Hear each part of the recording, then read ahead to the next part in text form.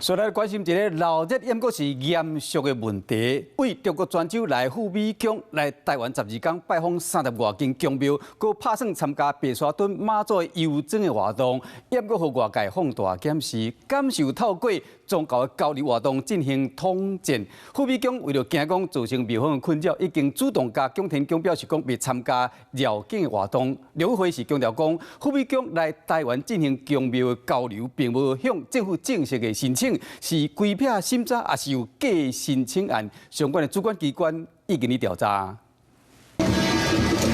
人头队伍南大河伫咧市区文章，毋过斟酌看安保条写是供应中国专军赴美宫，小虎太傅性价莅临。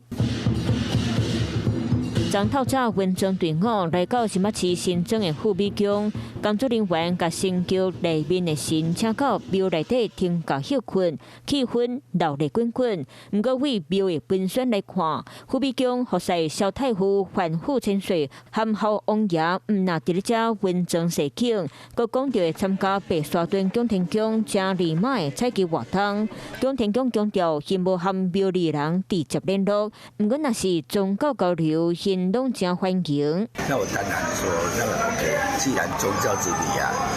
我们就不会起气氛。中国泉州赴美宫咁要参加今仔日透早白沙屯二马含山边妈祖游庄示警活动，落尾无来斗相共联络的白沙屯五分宫解说，指特别是中华道教文化协会临时临要决定取消，是因为中华道教文化协会为了避免造成我们文云宫的一些困扰，所以在昨天有紧急通知我说，这个绕境活动已经暂停了。根据了解，中国泉州赴美宫带萧太傅神5月13到台湾，12天行程除了拜会萧氏中青会，卖走访中南部30多间宫庙，包含庙了白沙屯五分宫、台中五车赴美宫、云林白寮宫环宫、台南麻豆大天府含大天后宫等等。除了拜庙，听讲卖含南北基层里长见面交流。不过刘议会认为，这交流活动并无向政府申请，主管机关会去做了解。它是规避审查，还是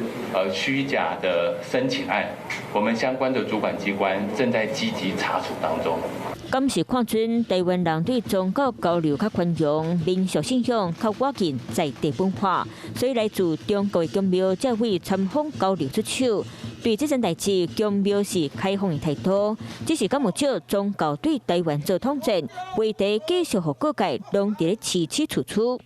Hello， 我是林明瑞。想要抢先掌握最及时的新闻资讯吗？赶快订阅、按赞、开启小铃铛，锁定我们华视新闻的 YouTube 频道。